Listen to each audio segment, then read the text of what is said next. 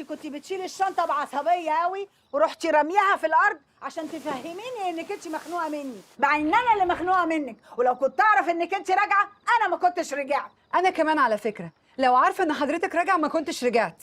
انا مش عارفه بس مين باصص لي في السفريه دي، السفريه باظت. احسن. يا مامي بليز بقى، انا تعبت، يلا بينا نطلع كده، الناس هتتفرج علينا. يا نهله يا امجد،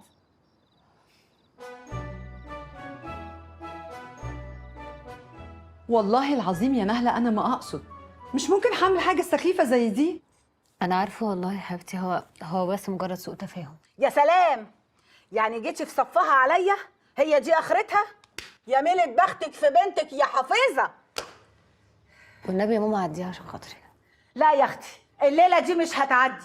مش كفايه القطر فاتني وما رحتش لابوكي؟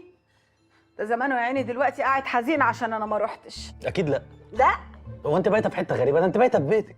عموما انا لولا ان ساسو اختفت انا ما كنتش رجعت اصلا.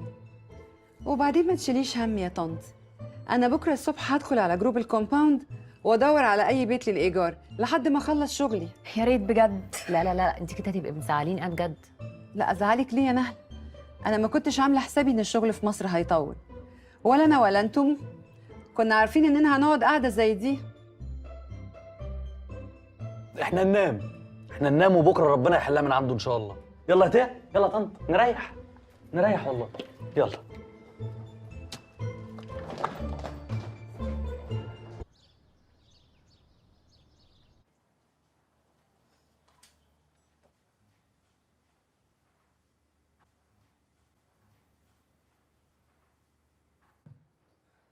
يا نهار اسود، يا نهار اسود، يا نهار اسود، يا نهار اسود.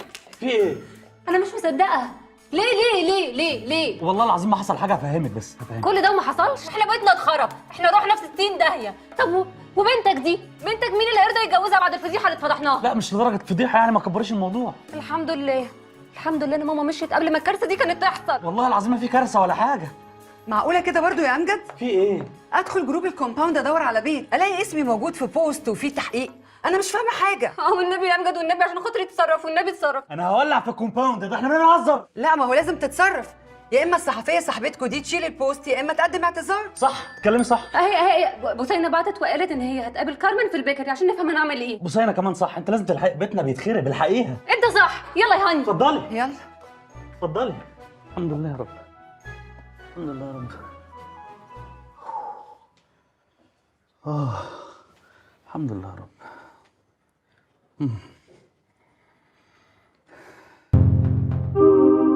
اشترك في باقات واتشت الشهرية بتبدأ من 14 جنيه و99 قرش، وباقات سنوية بتبدأ من 149 جنيه و99 قرش.